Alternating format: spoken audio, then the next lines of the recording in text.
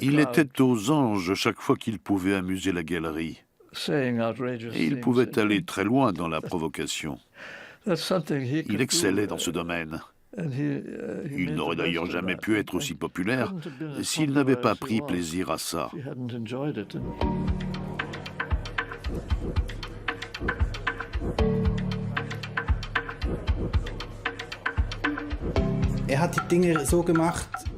Il a fait ce qu'on aurait attendu de toute sa génération.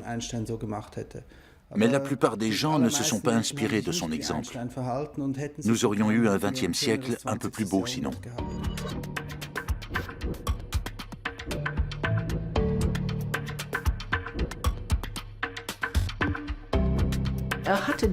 Einstein était considéré comme une référence. J'affirme haut et fort que son autorité s'appuyait sur deux axes. Être dans la vérité de l'espace et du temps, un sacré morceau, et être dans la vérité dans son temps.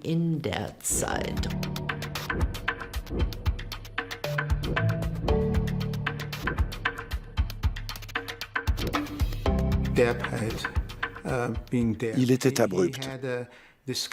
Il avait cette manière d'être assez brusque. Tout le monde connaît la photo où il tire la langue.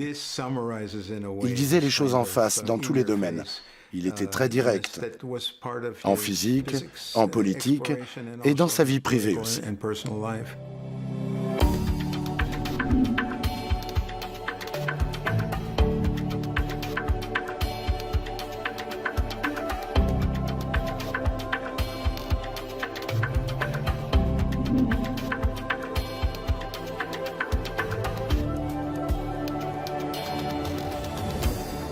What do you think of prohibition, Professor?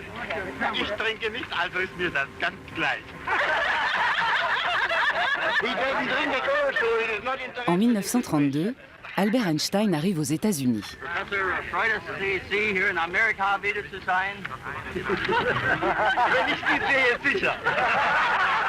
On garde de lui l'image de cet homme aimable, spirituel et plein de charme.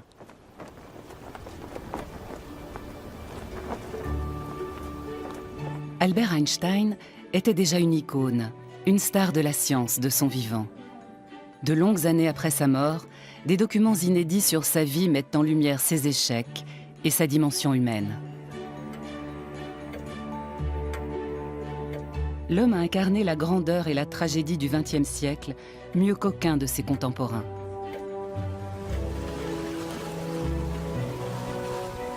Mais que sait-on vraiment de lui ? Tous ces gens qu'il a croisés, tous ces lieux qu'il a foulés dans son insatiable odyssée, n'infirme-t-il pas cette image de voyageur solitaire portant le monde à la seule force de son esprit ? Est-il un saint qui planerait au-dessus des passions des mortels ?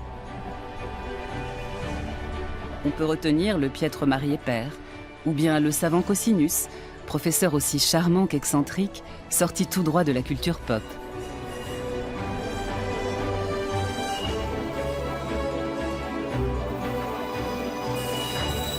Légendes et rumeurs escortent la destinée d'un génie que chacun croit connaître et que personne ne comprend vraiment.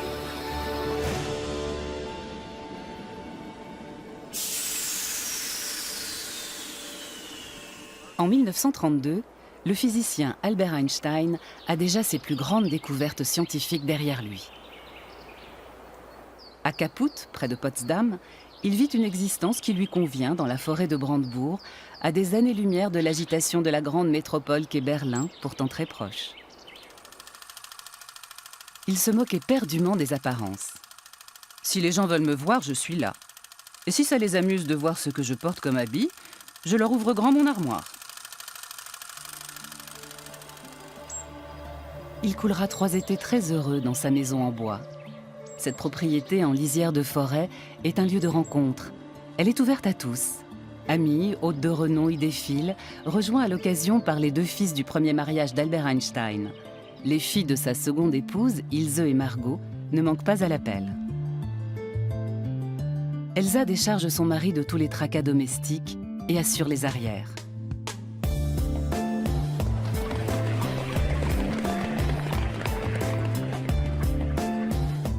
Pour ses 50 ans, la ville de Berlin s'était engagée à fournir à son plus illustre citoyen une résidence d'été sur un grand lac de la Havel.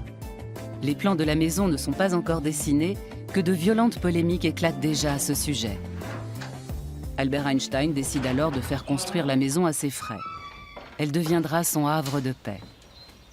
Erika Britzke accueille ici les biographes d'Albert Einstein et autres visiteurs venus du monde entier.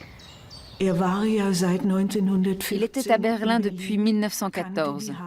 Il connaissait déjà les nombreux lacs du fleuve Havel. À partir du moment où il s'est installé ici, il a aimé cet endroit par-dessus tout. L'Académie des sciences de Prusse l'avait gratifié de conditions de travail très généreuses. Il travaillait à la maison et les grosses têtes les plus célèbres se déplaçaient jusqu'ici pour venir le voir, si bien que Kaput est devenu un endroit vraiment à part.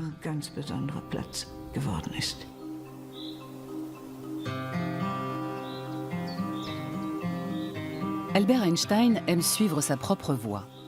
Il reconnaît être quelqu'un qui n'a jamais appartenu de tout cœur à l'État, au pays natal, au cercle des amis, et pas même à la famille dans le sens étroit du terme. Une petite ritournelle de son cru exprime avec concision le fond de sa pensée. Je n'ai qu'une moue quand j'entends le petit mot « nous », comme si nous pouvions ne faire qu'un avec un autre animal. Toute approbation dissimule un abîme recouvert mais béant.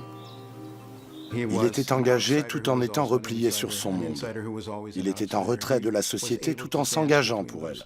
Il jouait constamment sur ces deux tableaux.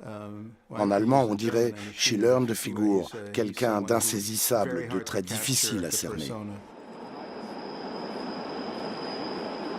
La ville de Berlin est plus qu'aucune autre intimement liée à la carrière d'Albert Einstein. Mais après 1933, la capitale allemande n'en effacera pas moins la trace des 2 décennies de complicité avec le chercheur qui avait trouvé en elle son ancrage. Quand Albert Einstein arrive à Berlin en avril 1914, il retrouve dans la capitale de l'empire de Guillaume II tout ce qu'il s'était ingénié à fuir quand il était jeune. Le lieu est cependant sur mesure pour les physiciens de son envergure.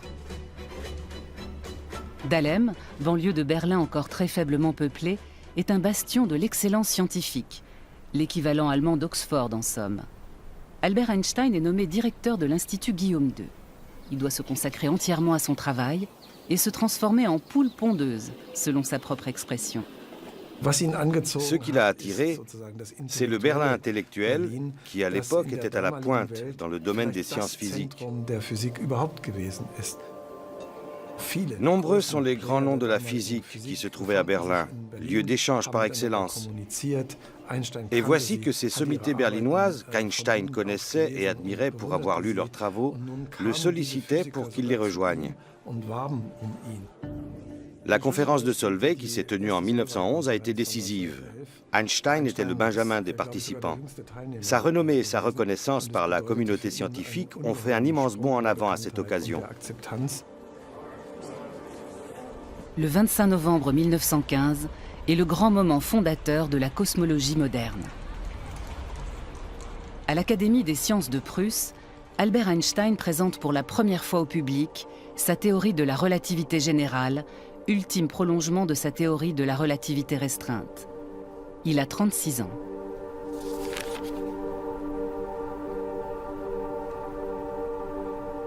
Quatre pages de formules énigmatiques qui transforment radicalement la perception du monde et restent valables aujourd'hui.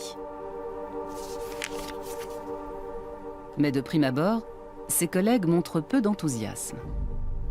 L'approche mathématique était inhabituelle, très complexe. Les applications de cette théorie étaient a priori très peu nombreuses. En fait, il n'y en avait qu'une qu'Einstein pouvait non seulement prédire, mais aussi vérifier. Il s'agissait de la légère déviation de l'orbite de Mercure. À ce sujet, il a dit « Ce qui m'a fait le plus plaisir, c'est de constater que ma théorie concordait avec le déplacement du périhélie de Mercure. » Beaucoup de gens très sérieux l'ont pris pour un illuminé. C'est le signe que vous êtes un vrai rebelle, quand les gens de la vieille école ne vous comprennent absolument pas et pensent que vous êtes fou.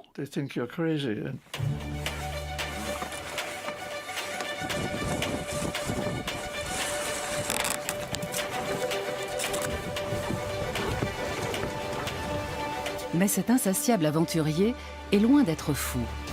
Son coup de génie de tous les superlatifs est l'aboutissement de plusieurs siècles d'errance spirituelle entre les notions d'espace, de temps et de gravitation universelle. Le chercheur obstiné sort finalement victorieux d'un bras de fer qu'il a opposé à Isaac Newton et aux lois de la physique classique.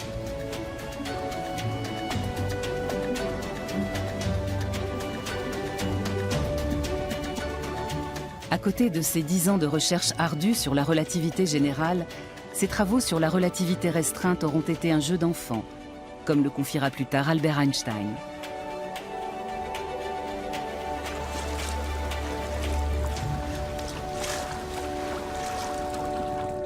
Avec la théorie de la relativité générale, espace et temps ne sont plus un socle fixe, mais sont partie intégrante de l'événement physique. L'un des pionniers de la recherche sur la théorie de la relativité générale, John Wheeler, a établi que la masse indiquait à l'espace-temps comment il devait se courber et que l'espace-temps indiquait à la masse comment se déplacer.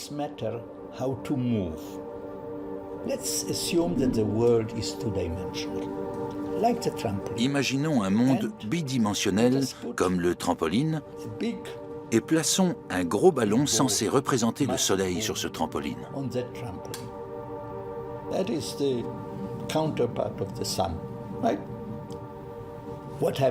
Que se passe-t-il? Le gros ballon va creuser une vallée, va creuser notre monde. Maintenant, prenons une bille. Si cette bille n'est pas lancée à une vitesse suffisante, elle va terminer sa course sur le ballon. Continuons à imaginer. Le trampoline est désormais invisible. Nous ne voyons plus que le ballon et la bille. Nous concluons que le gros ballon a attiré la bille. C'est ce que voyait Newton.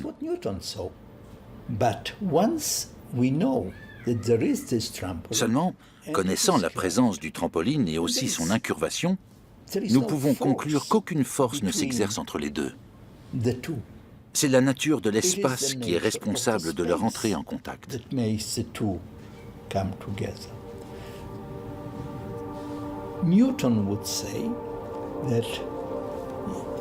Newton affirmerait que deux corps se rencontrent sous l'effet de la loi de la gravitation universelle. Einstein dit, mais non, il n'y a pas de force qui s'exprime entre les deux corps. Le mouvement résulte de la forme de l'espace qui est incurvé.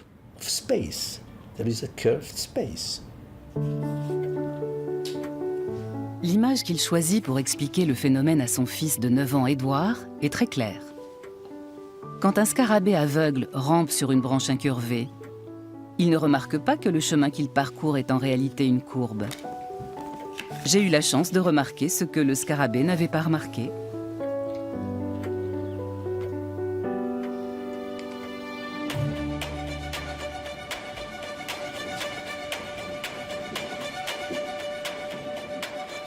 À l'origine de la théorie de la relativité générale, il y a une petite expérience de pensée qu'Albert Einstein qualifiera d'idée la plus lumineuse de sa vie.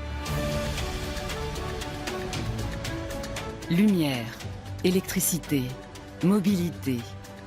Même Albert Einstein est fasciné par les avancées techniques de son époque. En 1905, cet ascenseur était déjà en service au-dessus du lac des Quatre Cantons à Lucerne. Peut-être une source d'inspiration pour lui.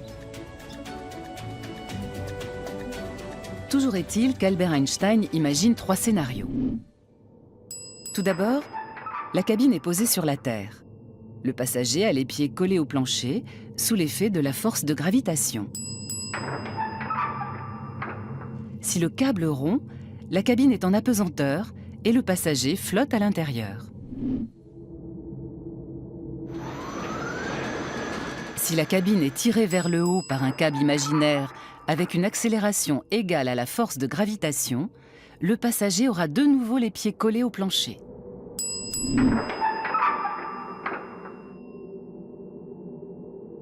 Le cahier de Zurich, dans lequel Albert Einstein griffonne ses idées, atteste du cheminement ardu qui a été le sien pour creuser, interpréter et généraliser l'étroite relation entre accélération et force gravitationnelle.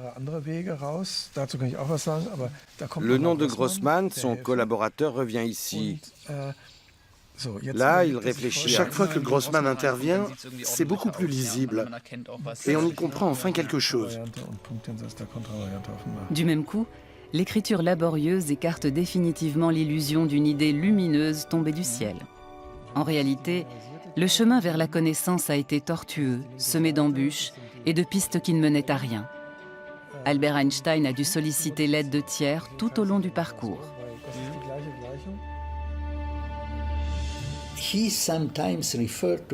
Il lui arrivait souvent de se complaire dans une image de voyageur solitaire.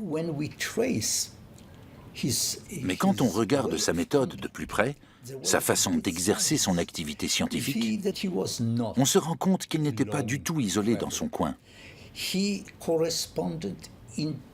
Il avait une abondante correspondance avec ses collègues qui étaient aussi des amis. Il partageait avec eux ses joies et ses frustrations. Albert Einstein n'aurait jamais eu le succès qu'il a eu s'il avait toujours fait bande à part. Il a sans aucun doute fait preuve d'une originalité rarement égalée, mais il a eu du soutien, c'est indéniable. Ce qui reste de plus remarquable dans l'œuvre d'Einstein, c'est la théorie de la relativité générale. Quelqu'un d'autre aurait pu trouver la théorie restreinte à sa place. Mais la théorie de la relativité générale aurait très bien pu ne jamais être découverte sans lui. C'était tellement inédit, tellement différent de tout le reste en science. Il est vraiment allé au fond des choses. C'est en ce point qu'il est semblable à Newton. Il ne s'est pas contenté de découvrir une nouvelle théorie, il a découvert un nouveau langage. On peut évoquer un vrai joyau mathématique qui ne ressemblait à rien de déjà vu. Pour les astrophysiciens d'aujourd'hui, Albert Einstein n'est autre qu'un nouveau Copernic, un Kepler, un Galilée de l'univers. En 1924, depuis l'observatoire du Mont Wilson, on aperçoit pour la première fois de nouvelles galaxies situées au-delà de notre Voie lactée. 5 ans plus tard, l'astronome américain Edwin Hubble recueille les premières informations sur le fait que l'univers est en expansion. Plus notre regard se porte loin, et plus nous nous plongeons dans le passé, jusqu'aux origines de l'univers. Albert Einstein a ouvert les portes d'un nouvel univers qui n'est ni éternel ni statique, mais dynamique et évolutif. Ce n'est que longtemps après sa mort que le bien fondé de la théorie de la relativité générale sera reconnu.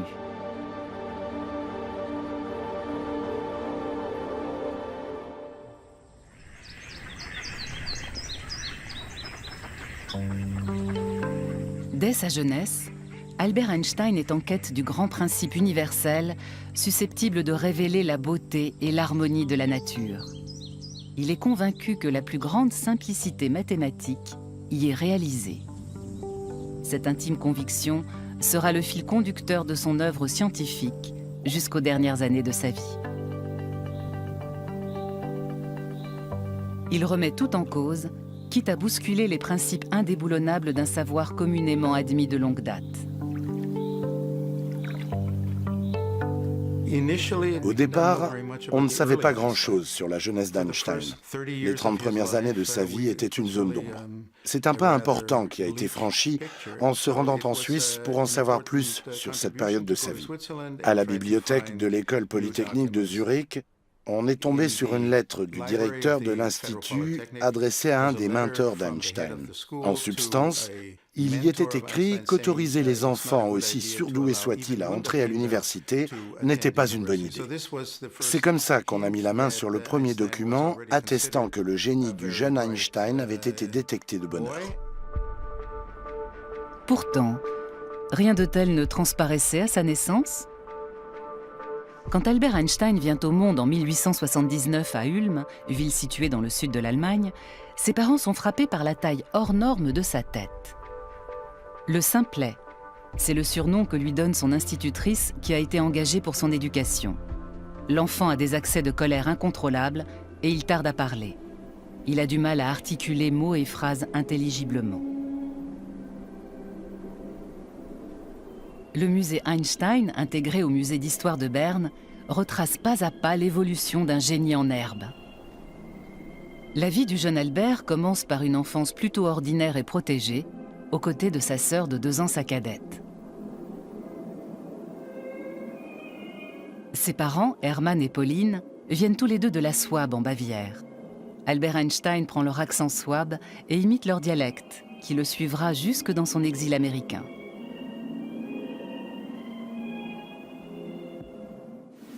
Son père vient de Buchau, sur le lac Feder. La famille d'Albert Einstein incarne l'histoire de la communauté juive d'Europe centrale. Ses grands-parents sont déjà assimilés dans la société allemande. Ils misent sur un enseignement laïque. Avoir une éducation solide et faire ses preuves sur le plan scientifique représente pour eux la voie royale vers la réussite et l'émancipation.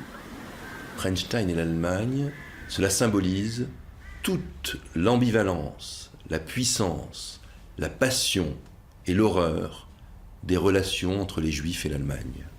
Cette espèce d'amour-haine qui a été portée au plus haut, tant dans l'amour, dans la splendeur, dans la magnificence, dans la créativité, dans cet esprit en réalité allemand qu'avaient si bien saisi les Juifs, et par ailleurs qui a atteint des sommets, évidemment, dans l'horreur pour eux-mêmes.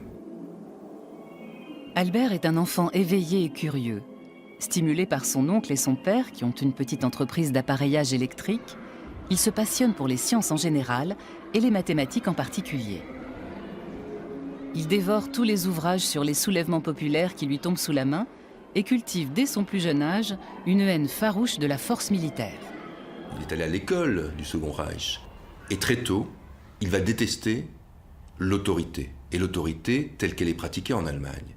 Et il y a cette chose tout à fait exceptionnelle, qu'à l'âge de 16 ans, Einstein va refuser et va rejeter sa nationalité allemande, va rendre son passeport pour être apatride à la fin du 19e siècle. Mais il a cette opposition, une forme de haine de ce qu'est en train de devenir l'Allemagne, de cet autoritarisme qui tient en germe l'Allemagne du 1914. À 16 ans, avoir cette capacité de dire « je rends mon passeport », alors que les siens ont mis tant d'années à l'acquérir. Ses parents étaient partis s'installer à Pavie, en Italie. Albert avait laissé tomber le lycée pour les accompagner, à leur grand regret. Ensuite, il a décrété qu'il allait passer le concours d'entrée à l'école polytechnique de Zurich. Il est parti, mais s'est fait recaler à l'examen. Il était très sûr de lui, mais ça ne suffisait pas pour intégrer cette école sans diplôme d'études secondaires. Voilà comment il est arrivé à Aarau. Un changement de cadre qui va lui porter chance. Au pays de l'horlogerie, le jeune homme de 16 ans, fasciné par la nature de la lumière, se pose une drôle de question qui va décider de son avenir. Que se passerait-il si j'essayais de rattraper un rayon de lumière et que je finisse par le rattraper ?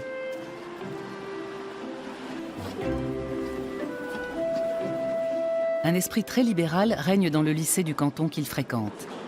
Les enseignants encouragent leurs disciples à penser par eux-mêmes, ce qui fait forte impression sur lui. Les matières scientifiques sont mises à l'honneur dans cet enseignement. Le lien étroit entre l'électromagnétisme et la lumière le rattrape. Le jeune Albert Einstein se retrouve dans son élément grâce à l'expérience acquise au sein de l'entreprise familiale. C'est dans la ville suisse d'Aarau qu'est née la légende d'un Albert Einstein bien piètre élève. Il s'agit en fait d'un malentendu. Peu de temps avant le passage du baccalauréat, le système de notation change. Au lieu du 1, c'est désormais le 6 qui est la meilleure note. Albert Einstein, à qui on a par la suite volontiers prêté une réputation de cancre, obtient en fait les meilleurs résultats de son année. La seule copie d'examen qui laisse à désirer est sa rédaction en français, qui porte sur ses projets d'avenir. Le devoir est truffé de fautes de grammaire et d'orthographe. Si j'ai la chance de réussir aux examens, j'irai à l'école polytechnique à Zurich. J'irai à la Polytechnique à Zurich. À l'école polytechnique. Albert Einstein se voit déjà professeur de physique théorique dans cet établissement. Une fonction en accord avec ses goûts personnels et son manque d'esprit pratique. Et ensuite, vous donnez votre version. D'accord? Qui aurait commencé?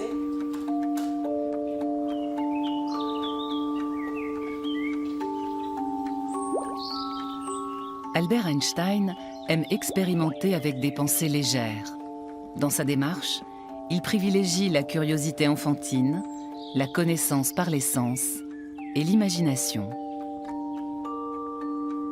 Il pense que son esprit insoumis le conduira à de nouvelles découvertes et devient un virtuose des petites expériences de pensée.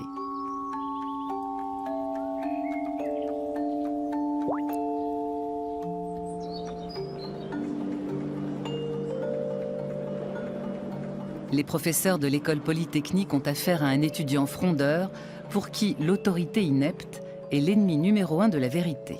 En outre, c'est une forte tête. L'université ne propose pas de cours magistral sur la nouvelle théorie de la lumière. Qu'à cela ne tienne, Albert travaille seul à la maison, dans sa bulle. Il étudie en particulier l'électrodynamique de Maxwell ou les travaux très avant-gardistes d'Ernst Mach. Albert Einstein rencontre son grand amour sur les bancs de l'université. Comme toutes les villes de cette époque, Zurich était une ville en pleine mutation, très fière de sa modernité et de ses deux établissements d'enseignement supérieur, l'école polytechnique et l'université. C'est aussi à Zurich qu'on trouvait beaucoup d'étudiantes russes. Les Suissesses n'étaient pas encore acceptées à l'université, mais les étrangères, oui. Là, il fait la connaissance de Mileva Maric, qui est la seule femme à suivre les mêmes cours que lui.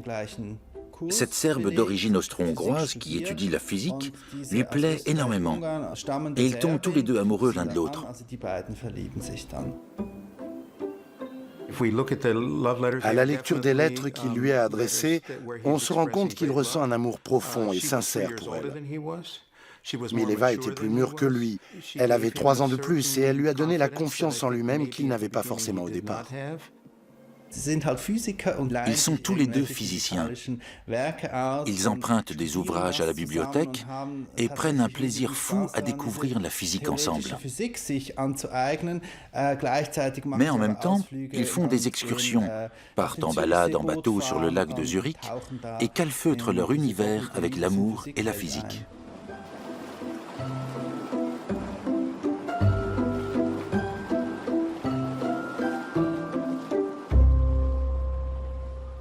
À Zurich, Albert Einstein trouve un cercle d'amis sur lequel il peut compter et dont il saura se faire aider sans le moindre scrupule dans les temps difficiles. Marcel Grossman a rendu de fiers services à Einstein.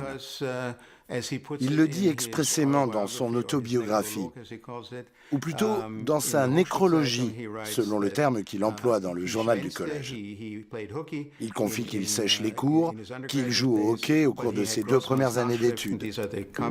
Mais il pouvait toujours s'en remettre aux notes que Grossman prenait méticuleusement pendant les cours. Il les a qualifiées de « bouées de sauvetage ».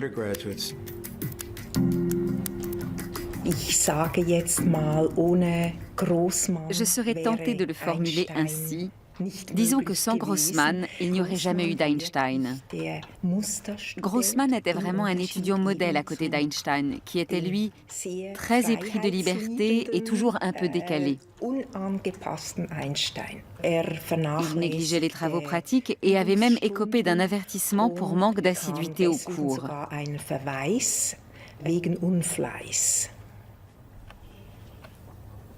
Albert Einstein décroche son diplôme de fin d'études de justesse. Quant à Mileva, elle échoue aux 2 sessions. Une grossesse imprévue met un terme définitif à ses études. Ils ne s'encombrent pas de conventions morales. Elle tombe enceinte, ils ont des relations sexuelles avant le mariage, eux qui sont tous les deux issus de milieux petits bourgeois bien pensants.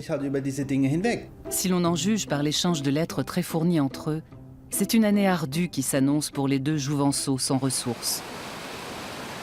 Albert Einstein finit par obtenir la nationalité suisse, mais il se considère comme un génie dédaigné, comme un raté incapable de décrocher un poste d'assistant à l'université. Il accepte à contre-cœur une place de précepteur mal rémunéré à Winterthur et Schaffhouse, 2 petites villes suisses. C'est en Serbie, dans la ville de Novi Sad et bien loin d'Albert, que Mileva met au monde leur petite fille, Liserl. Est-elle morte peu après sa naissance? A-t-elle été adoptée? Cet épisode de la vie d'Albert Einstein reste nimbé de mystère. Toujours est-il que le nom de Liserl n'a plus jamais été mentionné après 1903.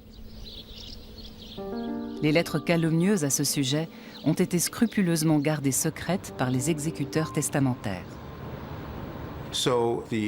Personne ne connaissait l'existence des lettres qu'il a échangées avec Mileva Maric avant qu'elles ne soient retrouvées par hasard. Hélène Ducasse, sa secrétaire qu'il avait l'habitude d'appeler son fidèle cerbère, a veillé à ce que tous ces événements relevant du domaine privé ne soient pas portés à la connaissance du public. Quand vous voulez qu'un homme devienne une légende, vous en faites une personne à la réputation irréprochable, dont la vie publique se confond avec la vie privée.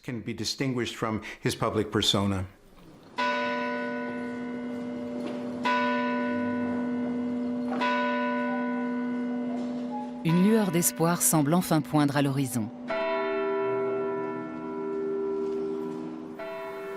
Une fois de plus, c'est à son cercle d'amis qu'Albert Einstein doit son salut. Le père de Marcel Grossmann lui procure un poste à l'Office des brevets de Berne. Mileva rentre en Suisse. Avec les revenus confortables que lui rapporte ce poste d'expert technique de 3e classe, Albert Einstein gagne l'indépendance financière qui tardait à venir. En outre, ces années passées dans une administration garante de la propriété intellectuelle helvétique seront déterminantes pour la suite de sa carrière. Il a lui-même décrit le bureau fédéral comme étant « le couvent laïque où il a conçu ses plus belles idées en tant que gratte-papier grassement payé ». C'est l'âge d'or de l'électrotechnique qui va révolutionner même les montres. Il y avait beaucoup de nouveaux brevets qui circulaient, mais il s'aperçoit que la question de savoir comment transporter le temps sur de grandes distances pour la synchronisation des horloges est au cœur des préoccupations. Il y avait là un créneau et cela n'a pas échappé à Einstein dans l'exercice de son travail. Il sait répartir rigoureusement son temps. 8 heures de travail, 8 heures de divers, qui désignent ses recherches personnelles en physique, ainsi qu'il l'écrit à un ami. Le plus grand ami d'Einstein à l'Office des brevets était son collègue, Michele Besso. Il se caractérisait par une grande gentillesse, une qualité qu'Einstein admirait d'autant plus qu'elle ne le caractérisait pas. Il avait aussi 2 autres amis proches avec qui il avait fondé l'Académie Olympia. Maurice Solovin, un juif de Roumanie qui faisait ses études à Berne, et Konrad Habicht, qui lui était suisse. Dans cette Académie Olympia, qui ne se prenait pas au sérieux, aujourd'hui on appellerait ça une séance de baratin, ils parlaient philosophie. Au cours de leurs réunions, ils dévoraient ensemble une quantité incommensurable d'articles. Einstein a toujours gardé un souvenir ému de cette période de sa vie. Malgré le désaccord de ses parents, Albert Einstein épouse Mileva. Hans Albert, l'aîné des 2 fils qu'ils auront ensemble, vient au monde en 1904. Mileva fait définitivement son deuil de la vie de femme émancipée dont elle avait caressé l'espoir. L'émancipation des femmes n'était pas la priorité d'Einstein. En se mariant, le couple est devenu très conventionnel. Mileva et Einstein se sont conformés au modèle familial petit bourgeois. Tous les 2 contre le monde entier, comme un couple bohème. Lui se sentirait capable d'assumer ce modèle, elle non.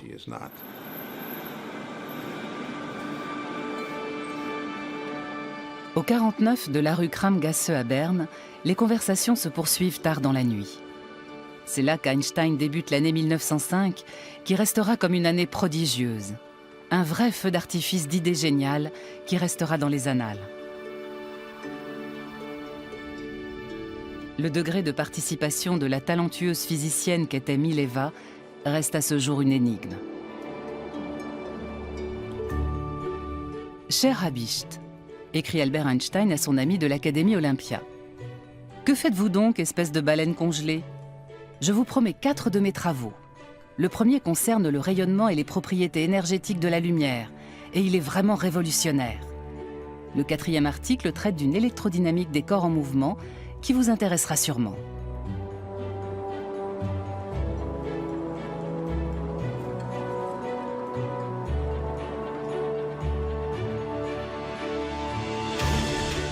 Le premier manuscrit sur la nature quantique de la lumière lui vaudra le prix Nobel tant espéré au début des années 1920. 2 autres articles traitent des atomes et des molécules, les éléments fondamentaux de la nature.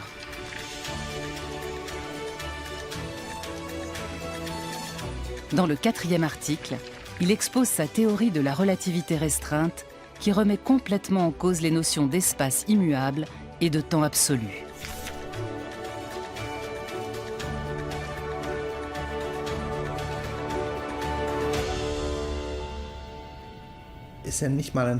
En 6 mois, même pas, il écrit tous ces articles qu'il envoie l'un après l'autre à Berlin où ils sont publiés. Et ces articles changent notre perception du monde. Hermann Minkowski, professeur de mathématiques à Zurich, met la dernière main à la théorie révolutionnaire d'Albert Einstein.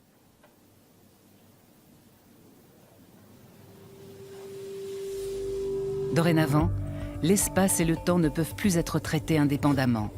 Ils sont imbriqués l'un dans l'autre et unis dans le concept d'espace-temps, désormais incontournable. Albert Einstein pose le principe de la constance de la lumière et met à mal la notion de simultanéité. Chaque unité de temps est tributaire de son système de référence. Quand je suis dans un train en mouvement, mon temps n'est pas le même que celui d'un homme debout sur le quai.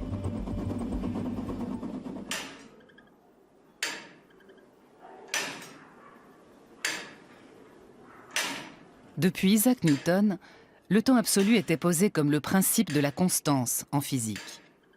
Pour les contemporains d'Albert Einstein, il est difficile d'admettre les théories révolutionnaires du physicien de génie, car sur Terre, les effets de la relativité sont bien trop faibles pour être perçus par nos sens. Je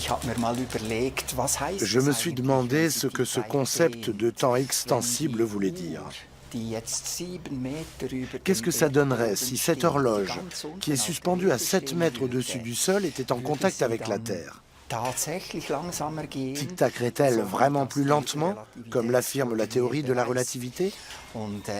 Jusqu'à ce que je trouve une page sur Internet où l'on montrait comment faire les calculs. Je suis effectivement arrivé au résultat suivant. L'horloge à 7 mètres au-dessus du sol avance de 2,1 secondes tous les 100 millions d'années.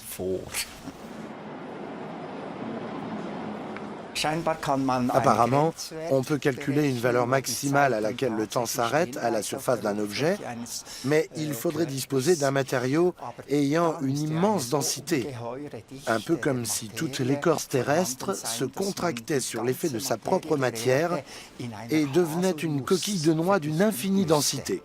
C'est le principe du trou noir. Après l'année prodigieuse, la carrière d'Albert Einstein décolle. Il est nommé professeur à Prague, puis à Zurich, avant d'être invité à rejoindre la communauté scientifique berlinoise.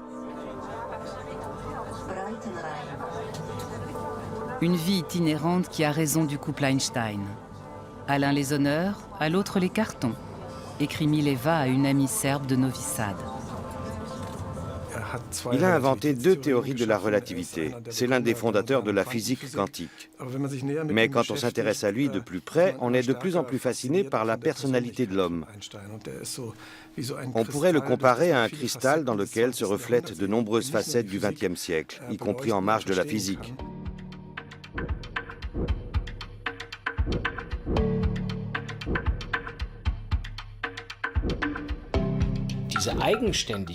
C'était un esprit libre, révolutionnaire, qui ne ployait jamais avec l'obsession de ne surtout pas être un mouton.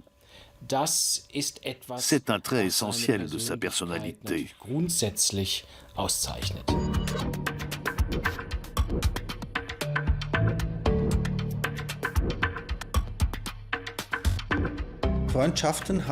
Il a entretenu de grandes amitiés masculines toute sa vie.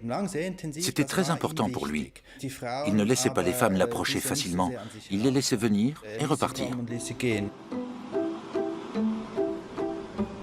Le couple vit sa séparation définitive en juillet 1914 sur le quai de la gare d'Anhalt à Berlin. L'aîné de leurs deux fils, Hans Albert, a 10 ans, Édouard le cadet, 4 ans. Peu de temps auparavant, Albert Einstein a posé à Mileva des conditions draconiennes et irrecevables pour tenter de sauver leur couple.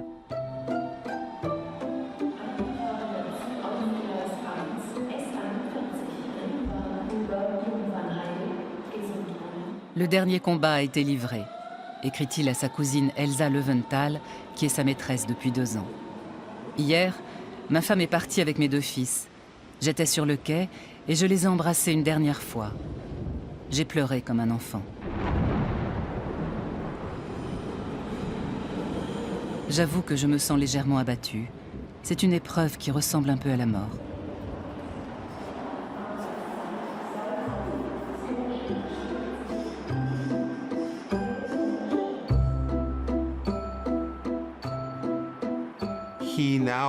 Comme il l'écrit à un ami proche, il se retrouve dans une position délicate.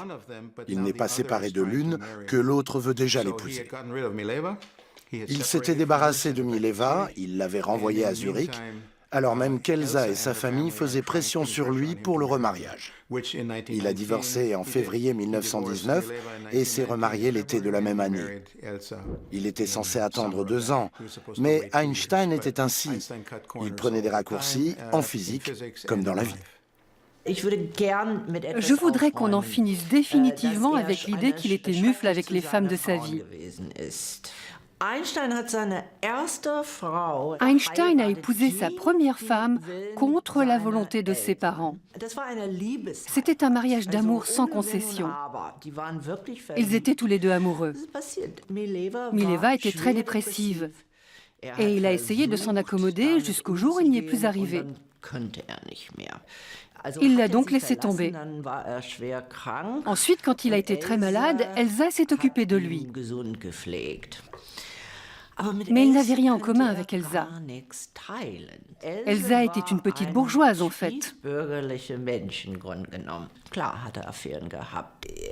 Bien sûr, il a eu des aventures, mais il a raté ses 2 mariages, chacun pour des raisons différentes. Je trouve tout cela très triste, mais je ne vois aucune raison de l'accabler pour ça.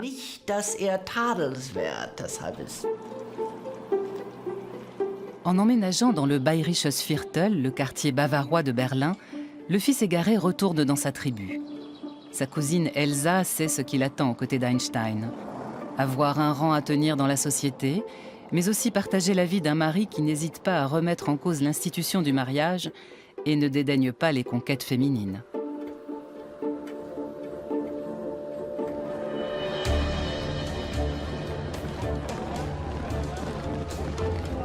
En août 1914, éclate la Première Guerre mondiale et l'élan patriotique s'embrase. Albert Einstein y voit le signe d'une hystérie collective. C'est dans ce genre d'épreuve qu'on se rend compte qu'on a affaire à des moutons, confie-t-il. Je n'ai que mépris et dégoût. Albert Einstein se déclare résolument pacifiste. Ses positions marginales sont tolérées, mais ne lui attirent pas que des amis.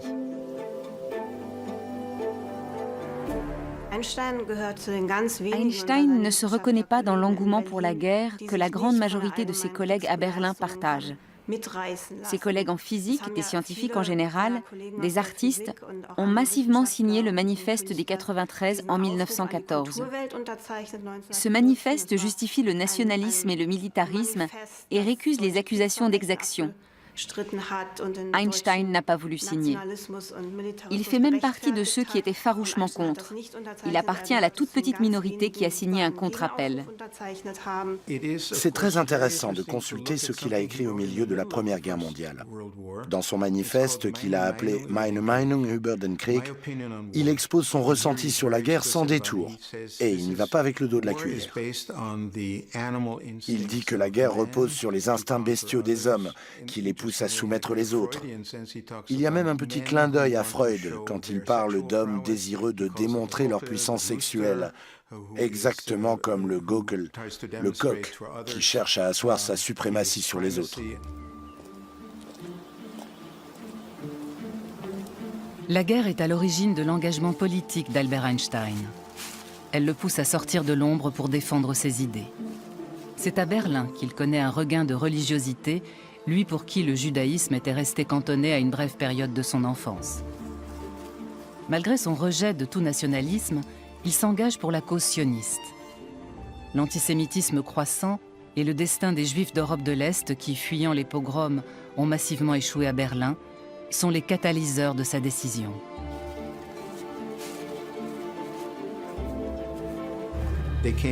Ils venaient des villages appelés shtetl en Russie, et ces Juifs d'Europe de l'Est étaient doublement dédaignés. Les Allemands les méprisaient, mais les Juifs allemands tout autant. De quoi attiser l'empathie d'Einstein pour ces opprimés. Il s'élevait contre le monde universitaire, qui barrait le passage aux étudiants et professeurs juifs de l'Est. Il y a là la clé de voûte de son engagement pour la construction de l'Université hébraïque de Jérusalem, dont il a défendu le projet dès la première heure. Albert Einstein est l'un des fondateurs de l'Université hébraïque de Jérusalem, qui doit son existence au mouvement sioniste. Elle est devenue un centre international de rencontres scientifiques, de recherche et d'enseignement. À partir de 1919, il accompagne la construction du site avec un intérêt croissant, mais il est la cible de vives critiques dans cette entreprise.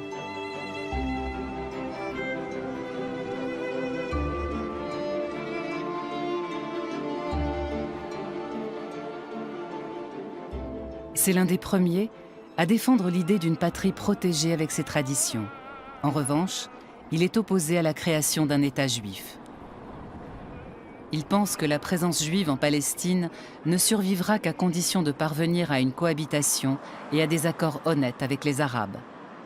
Sinon, nous n'aurons strictement rien appris pendant nos 2000 années de souffrance. Albert Einstein ne remet aucunement en question son judaïsme. Quand il a couché ses dernières volontés dans son testament, il a pu exprimer son engagement en léguant tout son patrimoine à cette université, sa propriété intellectuelle s'entend. Ce sont les archives intellectuelles d'Einstein que nous avons ici.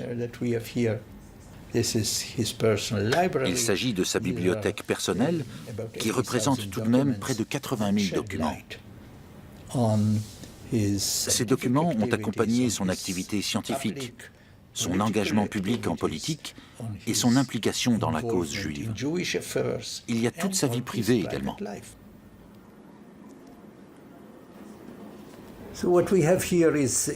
Nous avons ici le manuscrit de 46 pages sur sa théorie de la relativité. Il a une très belle écriture. Il n'y a pas beaucoup de ratures. Si vous vous intéressez surtout au contenu, tout cela existe en version imprimée que vous pouvez toujours consulter. Il n'en reste pas moins que la version manuscrite a beaucoup de charme.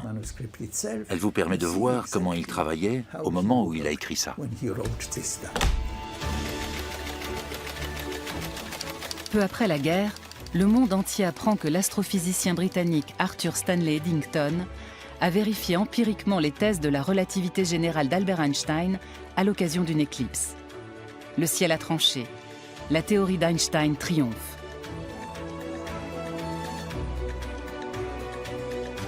Dans une lettre qu'il adresse à Max Planck, son mentor de longue date, Albert Einstein écrit que c'est une bénédiction pour lui d'avoir pu vivre ce moment. L'événement sera d'ailleurs déterminant dans la vie du physicien. L'Europe sort exsangue de la guerre, et voilà qu'un homme armé d'un simple crayon et d'un morceau de papier sort une formule de son chapeau et nous explique le fonctionnement des astres. Il fait preuve d'une confiance en lui et d'un aplomb qui se sont perdus dans les décombres de la guerre où toutes les valeurs se sont effondrées. Arrive cet homme qui lit dans les pensées de Dieu et nous explique comment l'univers fonctionne.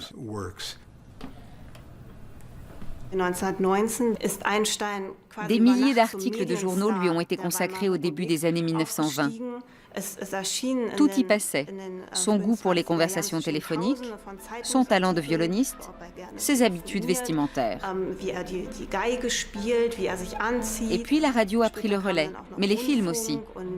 Einstein était omniprésent et avec lui, sa théorie de la relativité.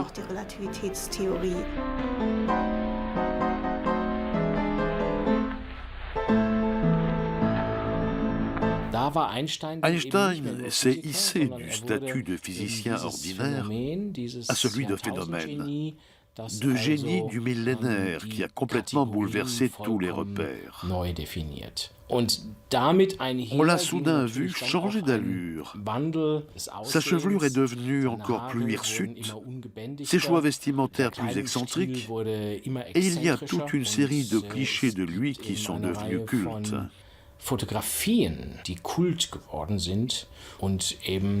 Ils mettent en avant un homme qui ne tient pas son rang et fait figure de personnage underground. Cette image d'Einstein a fini par s'imposer. Elle a fait le tour du monde.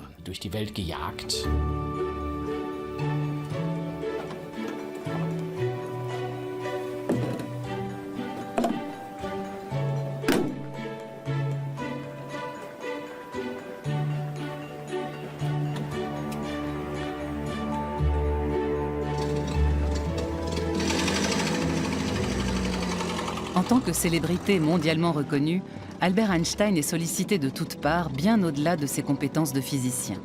Sa voix a du poids. Ça m'apprendra à n'avoir eu que mépris pour l'autorité. Le destin s'est chargé de faire de moi une autorité, soupire-t-il, confronté à sa popularité déjà légendaire.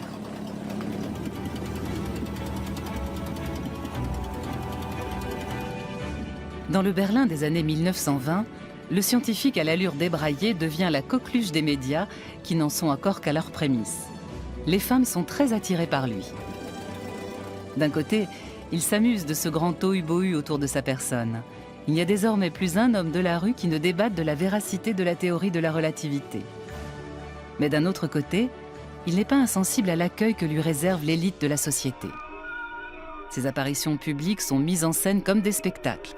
Pour lui, c'est certainement la force d'attraction du mystère qui fascine à ce point les gens.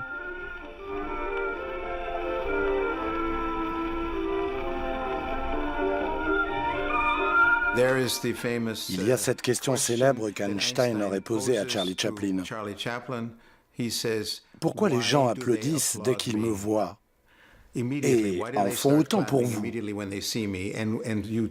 La réponse de Chaplin: parce qu'ils ne comprennent rien à ce que vous racontez et qu'ils croient tout comprendre de moi.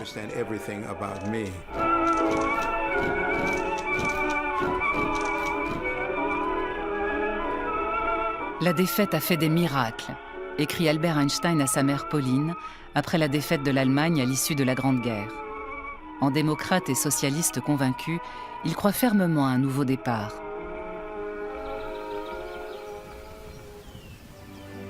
La tour Einstein à Potsdam symbolise l'atmosphère de renouveau qui règne à cette époque. Elle montre la volonté commune de tous ses concepteurs à faire s'exprimer architecture, physique et astronomie simultanément.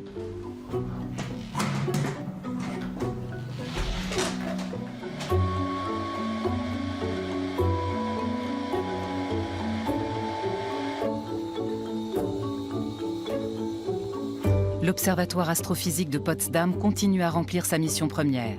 La lumière, principale source d'information qui relie des observateurs terrestres à l'univers, continue d'y être décryptée.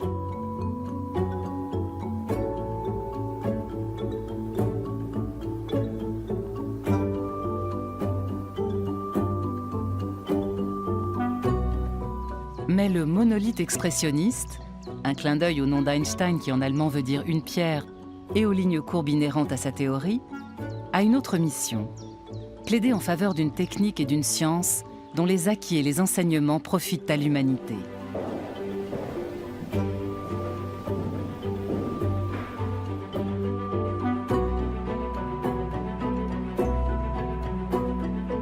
Armé de son passeport suisse, l'érudit allemand, fervent cosmopolite, effectue en 1921 son premier grand voyage outre-Atlantique. C'est en proie à des sentiments mitigés qu'il accompagne avec sa femme une délégation officielle juive. Ce n'est pas de gaieté de cœur que je me rends en Amérique. Je le fais dans l'intérêt des sionistes qui doivent aller mendier des fonds en dollars pour la construction du site universitaire, confie-t-il à son ami Maurice Solovine dans une lettre. Aux USA, il est accueilli en véritable héros. Il y avait des parades en guise de comité d'accueil. Les Beatles à côté, rien à voir. Par la suite, les parades sont devenues plus proches de manifestations pour empêcher l'homme aux idées socialistes de fouler le sol américain. Il était un peu partagé face à cette popularité soudaine. Il trouvait ça pénible et en même temps ça l'amusait. Il y a certainement des blagues qu'il a faites pour mieux se protéger. Mais il savait aussi très bien se servir de sa renommée à des fins politiques. À partir de 1919, Einstein est devenu un produit phare des exportations de notre pays et les Allemands ne lui en ont pas été reconnaissants. Ils lui en ont voulu pour ça. C'était à leurs yeux condamnable, car après la Première Guerre mondiale, les Allemands dans l'ensemble se sont retrouvés bannis dans tous les pays étrangers. Les échanges scientifiques étaient boycottés. Il est évident que nos fiers chercheurs allemands en ont été atteints dans leur dignité. Einstein a été le premier pour qui les portes se sont rouvertes en grand et il a joué le jeu. Il a endossé un rôle de représentant de la culture et de la science allemande, et l'image du pays en a largement bénéficié. Einstein n'en a jamais été remercié, bien au contraire. On l'a maudit pour ça, et c'est une honte. C'est vraiment une honte. C'est là un chapitre tristement célèbre de notre histoire. De son côté, Einstein ne se fait plus beaucoup d'illusions sur l'image qu'on a de lui en Allemagne. Pour eux, je suis une fleur malodorante qu'ils aiment se glisser à la boutonnière. Comme l'attestent des documents de l'Institut Max Planck à Berlin, sa renommée à l'étranger lui attire de plus en plus d'ennemis et d'envieux. Il se regroupe autour du physicien expérimental Ernst Gerke. La théorie de la relativité représentait bien plus qu'une simple théorie scientifique. Ses détracteurs la considéraient comme une menace pour la science. Quand on consulte les lettres des années 1920 que ses adversaires échangent entre eux, on n'a pas affaire à la langue scientifique. C'est plutôt la terminologie de la guerre qui est employée. On trouve des déclarations comme « On va combattre la théorie de la relativité jusqu'à ce que mort s'en suive ». Et on voit très clairement que ça va bien au-delà d'une simple querelle scientifique.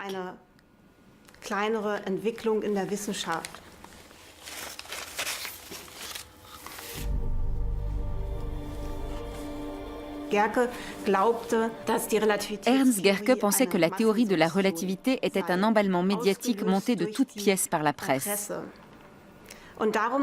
C'est pour le démontrer qu'il a collectionné des milliers d'articles de journaux comme autant de preuves que le succès de la théorie de la relativité reposait entièrement sur une construction et sur la couverture médiatique d'Einstein.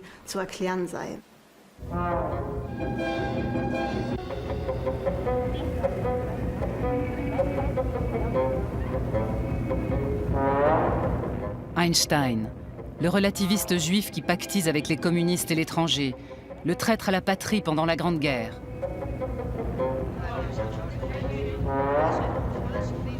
C'est un mélange explosif de nationalistes et de revanchards nostalgiques qui se concocte derrière la jeune démocratie de la République de Weimar et qui rend les Juifs responsables de la défaite.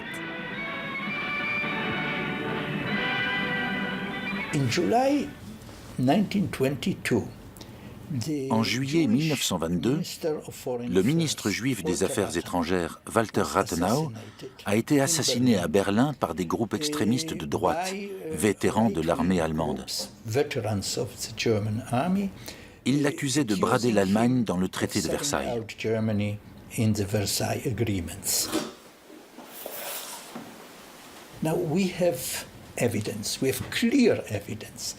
Nous avons aujourd'hui la preuve irréfutable qu'Einstein était sur la liste des hommes à abattre. Et il s'est trouvé des gens pour lui conseiller de quitter l'Allemagne pendant un certain temps. Il est allé au Japon, fêté comme un héros pendant 43 jours. Il s'est adressé à une foule de 10 000 étudiants, un moment à marquer d'une pierre blanche. C'est aussi très intéressant du point de vue de l'histoire de la relativité, car c'est au Japon qu'il a révélé pour la première fois les circonstances dans lesquelles il avait imaginé sa théorie et quelles en étaient les grandes lignes.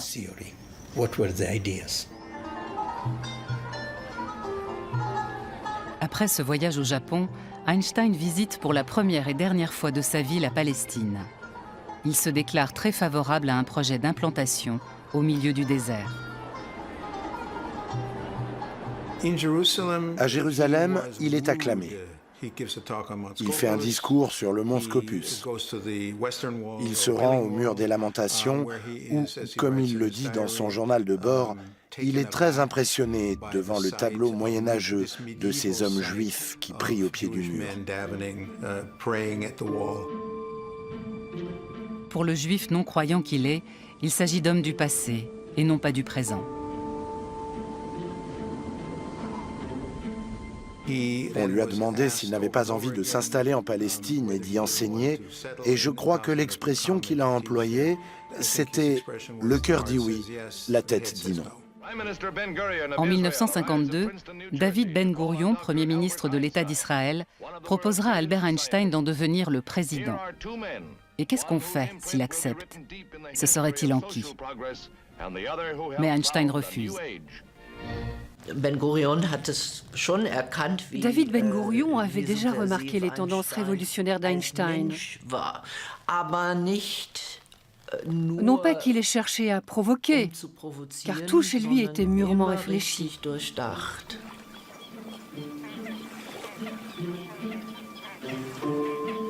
Albert Einstein sait pertinemment qu'il ne serait pas à sa place en tant que représentant d'un État ou d'un parti politique. La flexibilité, l'opportunisme et la diplomatie n'ont jamais été son fort.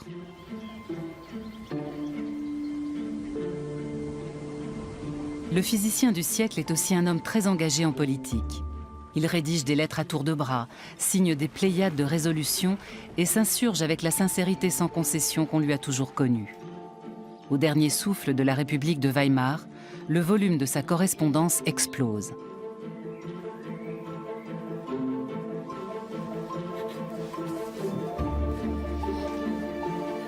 Dans une lettre adressée à l'artiste Käthe Kollwitz, il critique les procès intentés par Staline aux élites intellectuelles de son pays.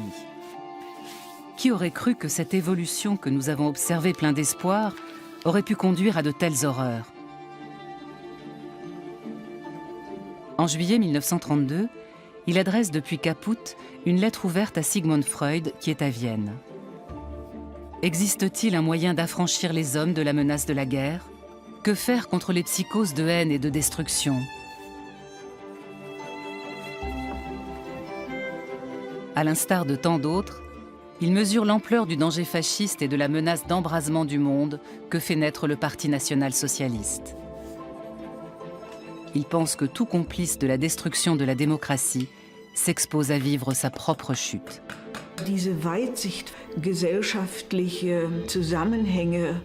Cette clairvoyance, cette justesse dans l'analyse des maillons de la société, c'est très étonnant chez un homme qui passe pour être distrait.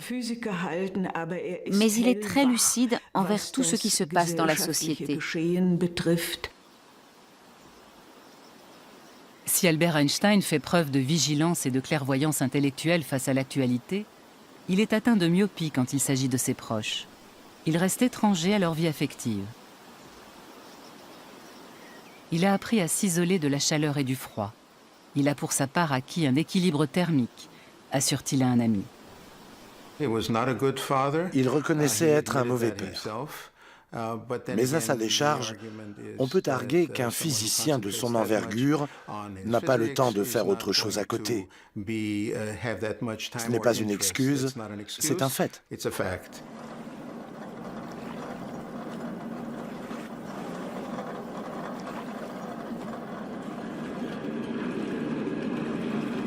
Pendant 3 ans, Kaput est le centre du monde pour Albert Einstein.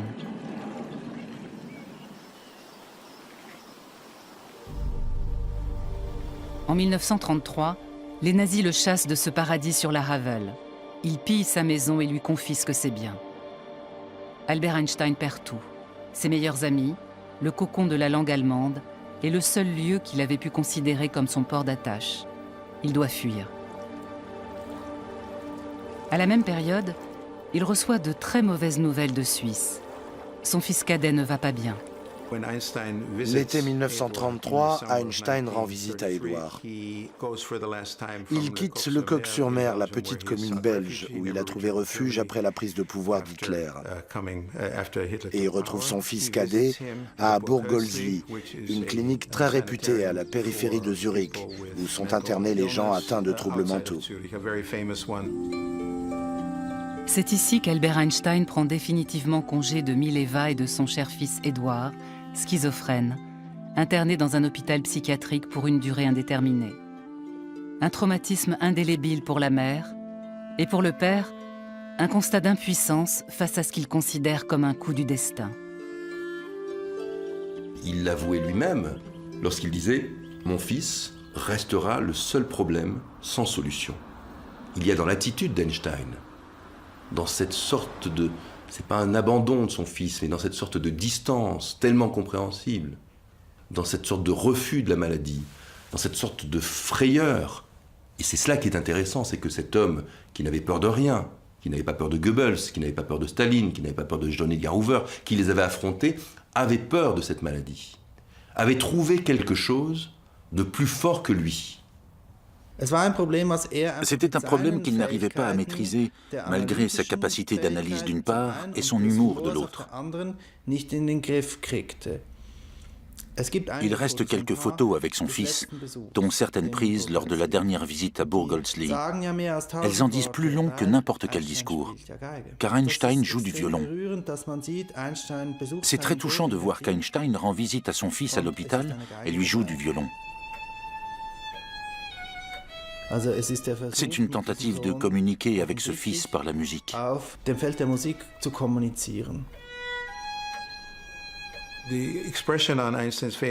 Plus encore que la tristesse de savoir qu'il ne reverra probablement plus son fils, on lit sur les traits d'Einstein les sentiments ambivalents qu'il a toujours éprouvés envers sa première famille et le remords de ne pas avoir vu grandir ses enfants.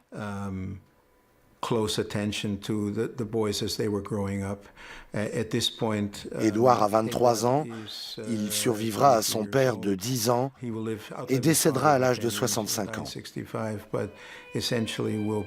C'est quelqu'un qui n'aura jamais la chance de vivre une vie normale.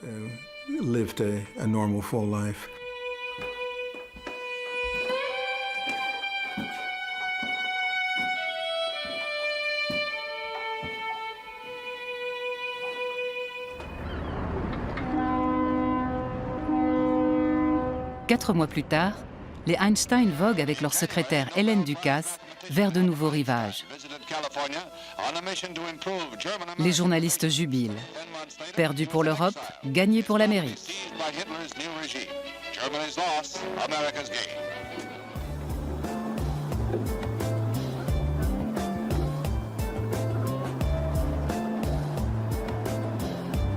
Albert Einstein arrive dans la petite ville universitaire de Princeton, près de New York, où il finira ses jours.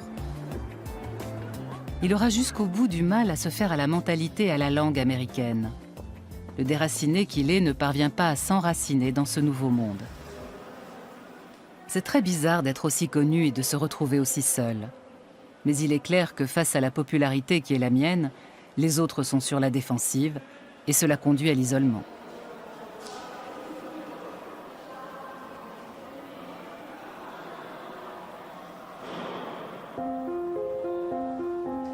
Les 5 premières années, Albert Einstein les passe dans le Fine Hall, l'institut de physique le plus illustre de l'université.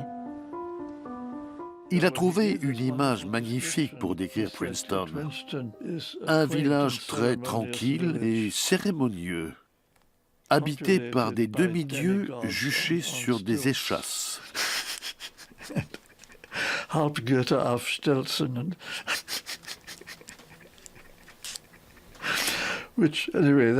C'était son ressenti sur cet endroit, et il n'avait pas tout à fait tort, il faut dire. C'est un petit village assez prétentieux, où les gens ont une haute opinion d'eux-mêmes. Et c'est encore vrai aujourd'hui. Le seul élément nouveau, c'est la mixité, car il y a des étudiantes maintenant. Ça a fait évoluer la ville.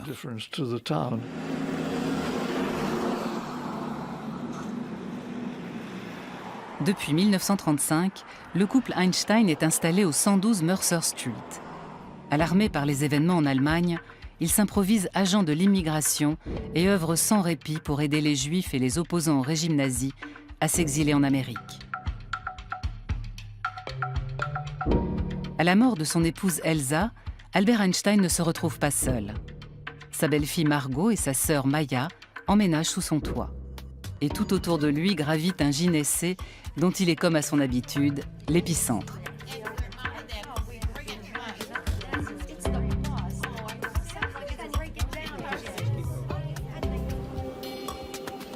À l'Institute for Advanced Study, l'Institut des études supérieures de Princeton, véritable Eldorado des plus grands penseurs du monde entier, Albert Einstein occupe le poste qu'il gardera jusqu'à la fin de sa carrière.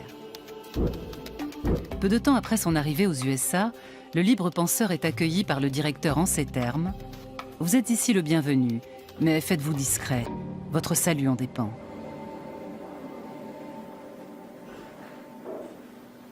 À l'Institut, Albert Einstein s'immerge dans l'univers des formules mathématiques, la science restant pour lui le domaine le plus stimulant. Il garde ses distances avec la jeune génération de talents scientifiques à laquelle appartient le physicien Freeman Dyson. Puis-je la voir de plus près? Elle est très jolie, je l'ai depuis 40 ans.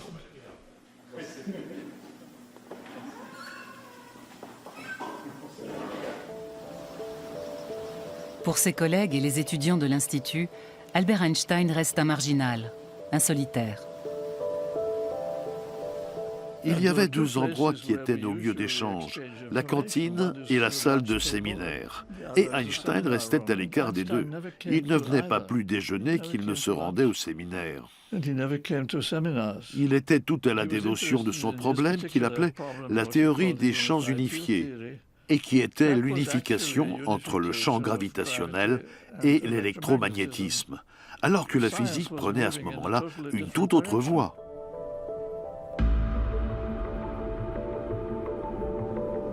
Le plus grand mystère pour moi, c'est qu'il ne se soit jamais intéressé à la théorie des trous noirs, qui était la synthèse de la gravitation et de l'électromagnétisme. Chaque galaxie a un énorme trou noir en son centre qui joue un grand rôle dans toute l'histoire du cosmos. C'est quelque chose d'absolument essentiel dans notre vision de l'univers et c'est la conséquence la plus sensationnelle de la théorie de la relativité générale. Le trou noir est la plus belle chose qui est découlée de la théorie d'Einstein. Il faut dire que nous étions des jeunes gens très arrogants. Nous faisions des choses extraordinaires et l'idée que nous aurions pu apprendre quelque chose d'Einstein ne nous a jamais traversé l'esprit. Lui, de son côté, considérait qu'il n'avait rien à apprendre de nous. C'était un fait établi. Le manque d'intérêt était réciproque et c'est une honte quand on y repense.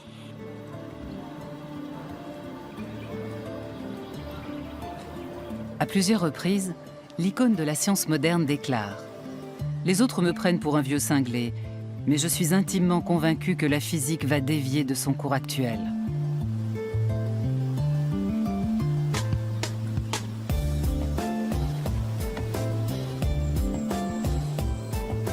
L'Amérique a fait d'Einstein une icône immortelle, mais elle a aussi propagé l'idée que son idole n'a plus rien généré de nouveau sur ses vieux jours. Ce n'est pas un hasard si cette appréciation erronée est émise par une société qui n'apprécie pas outre mesure de se voir confrontée aux questions qu'Einstein a placées au centre du débat pendant son exil. Il avait tellement contribué à la physique et à la science qu'il aurait pu se reposer sur ses lauriers pour le restant de ses jours. Il n'en serait pas moins resté ce grand scientifique dont la légitimité était établie. Mais ce qui est remarquable, c'est qu'il n'a pas voulu en rester là. Après son arrivée aux États-Unis, son travail est devenu plus politique. Il se sentait concerné par la paix. Et c'est devenu un citoyen du monde.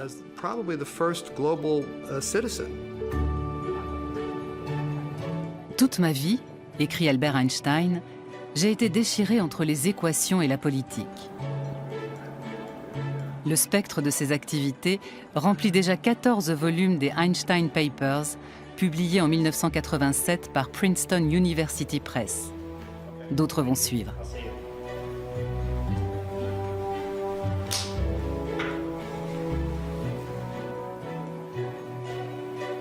Récemment, tous les documents disponibles sur le physicien des années berlinoises ont été mis en ligne sur Internet. Le travail sur les années aux USA reste encore à faire. Cette mission de titan sera confiée aux bons soins de politologues et de sociologues.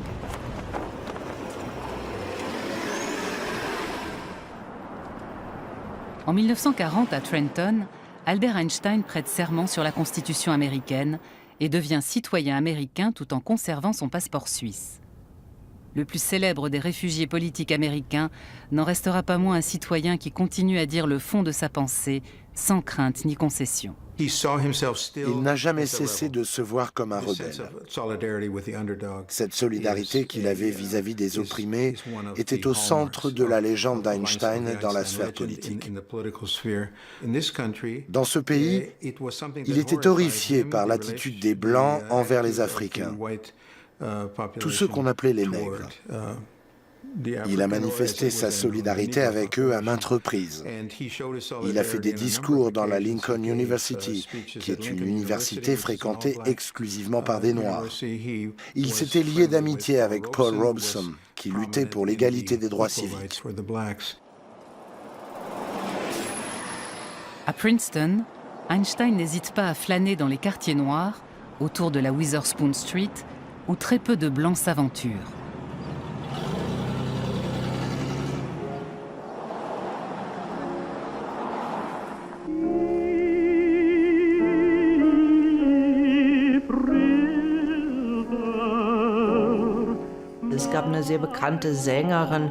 Il y avait une chanteuse très connue, Marian Anderson. Elle a donné un récital à Princeton. Le plus grand hôtel de Princeton n'a pas voulu l'accueillir parce qu'elle était noire.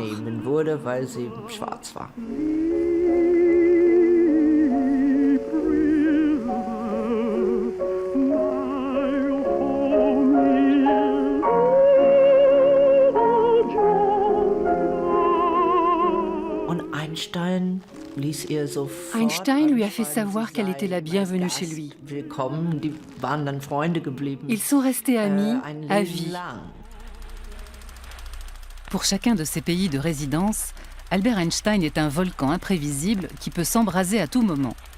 Le sentiment de peur lui est étranger. « Personne ne peut m'atteindre, dit-il. Tout glisse sur moi comme de l'eau sur des ailes de canard. » confie-t-il à sa dernière maîtresse, Johanna Fantova.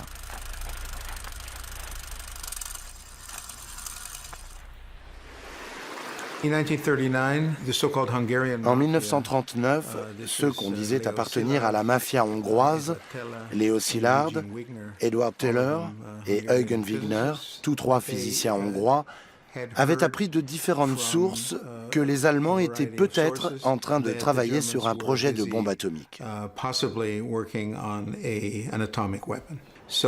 Leo Szilard s'est rendu seul à la Peconic Bay, à Nassau Point, où Einstein passait ses vacances. Qui d'autre qu'Einstein pouvait alerter le monde entier et révéler que les Allemands étaient en train de fabriquer la bombe atomique? C'est Szilard qui a écrit la lettre, mais c'est Einstein qui l'a signée.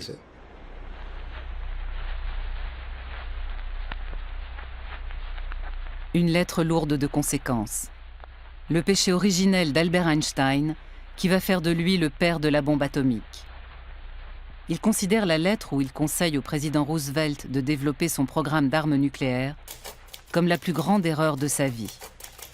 Devant la menace que fait planer la dictature nazie, il ne voit pourtant pas d'autre issue. Einstein s'est vu dans l'obligation politique de signer cette lettre. Il n'a plus été mêlé au reste de l'entreprise, car il était connu, même aux États-Unis, pour être un libre penseur très critique. Il y a un énorme dossier sur Einstein. Il montre que le FBI était déjà sur les traces de son prétendu passé communiste en Allemagne. Il a été accusé d'avoir fréquenté des groupes pacifistes et bien sûr, le pacifisme dans ce contexte de guerre froide était considéré comme une prise de position pro-soviétique. Du genre, si vous êtes pacifiste, c'est que vous n'êtes pas pour nous. Pour toutes ces raisons, il n'était pas question de mettre Einstein dans le secret. Et l'affirmation qu'il est responsable de la bombe atomique est parfaitement fausse. La masse d'un corps est la mesure de son contenu en énergie. La plus célèbre formule du monde, Albert Einstein l'avait développée en supplément de sa théorie de la relativité restreinte. En 1905, il ne pouvait pas se douter du potentiel de destruction que recelait la fatale équation. Quand cela a donné lieu à la fabrication de la bombe atomique larguée sur le Japon, Einstein a été l'un des premiers à être épouvanté par cette évolution et à vouloir informer sur les dangers de la technologie nucléaire à des fins militaires. Le mouvement de la paix tel que nous le connaissons aujourd'hui et l'opposition à l'armement nucléaire, c'est en partie à Einstein qu'on les doit. Dans une émission télévisée qui fait sensation, Albert Einstein dénonce la folle course à l'armement entre les Russes et les Américains.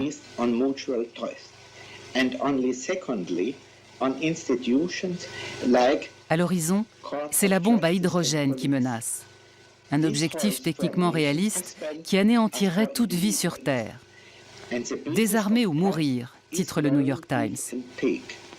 Is there any way out of this impasse created by man himself? All of us, and particularly those who are responsible for the attitude of the US and the USSR, should realize that we may have vanquished an external enemy, but have been incapable of getting rid of the mentality created by war.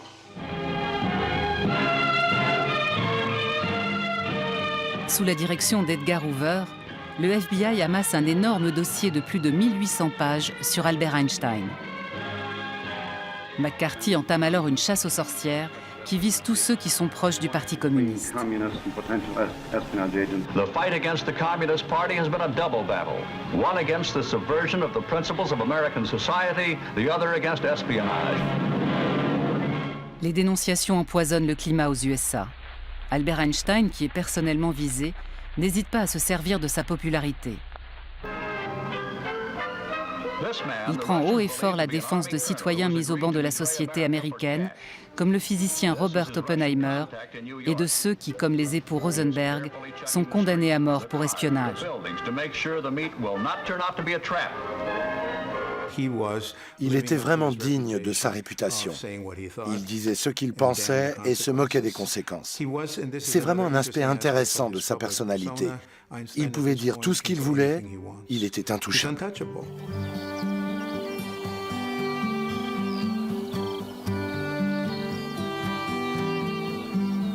L'homme est comme un vélo. Il faut qu'il avance pour rester en équilibre, écrit-il à son fils Édouard. Quand il avait 14 ans, il était déjà convaincu que les grandes inventions étaient l'apanage de la jeunesse et que c'en était fini pour lui de ce côté-là. Mais il continue à travailler à contre-courant de son époque, toujours en quête de la formule universelle qui expliquerait tous les phénomènes de la nature.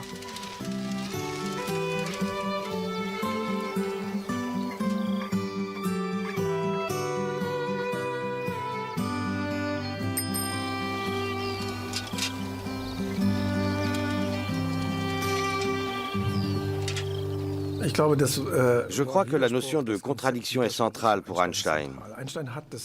Einstein, c'est ce que démontrent ses grands travaux. Là où d'autres auraient essayé d'aplanir un peu les résultats, lui a soutenu qu'il fallait voir la contradiction. Dans chacun des combats qu'il a menés, que ce soit pour le pacifisme pendant la Première Guerre mondiale, mais pas dans la Deuxième, contre le macartisme, contre le racisme, il a toujours eu raison. Dans son petit manifeste « Pourquoi le socialisme ?», il a écrit « L'anarchie économique de la société capitaliste telle qu'elle existe aujourd'hui est la véritable racine du mal. » Je crois que dans 10 ans ou 15 ans peut-être, on dira là encore « Einstein avait raison ». Il n'a jamais voulu pardonner au pays qu'il a vu naître, ni à la ville de ses plus grands succès et plus amères expériences. Il n'en est pas moins vrai qu'un an avant sa mort, il a eu un geste de réconciliation en direction des jeunes du lycée de Berlin qui porte aujourd'hui son nom. Die Verbundenheit mit Albert Einstein ist an unserem Gymnasium lebendige Tradition.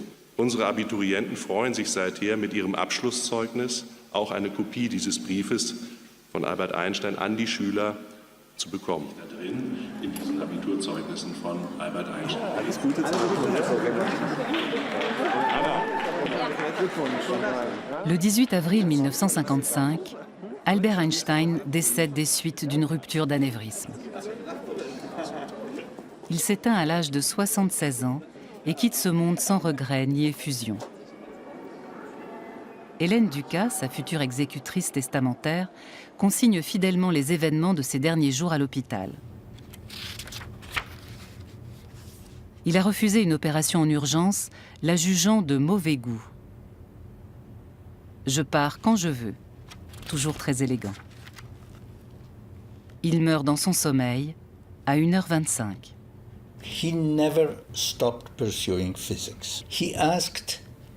Il n'a jamais cessé de faire de la physique. Il a réclamé son carnet et s'est débattu jusqu'au bout avec des équations pour essayer de faire aboutir ses recherches sur la théorie des champs unifiés. C'est la même semaine qu'il a signé le manifeste Einstein-Russell, avec ses vues sur la politique mondiale, la paix et la guerre. Et il a aussi écrit un discours qu'il voulait prononcer à l'occasion du 7e anniversaire de l'indépendance d'Israël. À sa demande, il est incinéré le jour même de sa mort. Ses cendres sont dispersées au large du petit État de Delaware, en Nouvelle-Angleterre.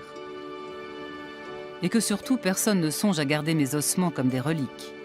La mort ne veut rien dire, avait écrit Albert Einstein 3 mois avant la fin, en apprenant le décès de son meilleur ami Michele Besso en Suisse. Pour nous, physiciens convaincus, la distinction entre passé, présent et futur n'est qu'une illusion, même si elle a la vie dure.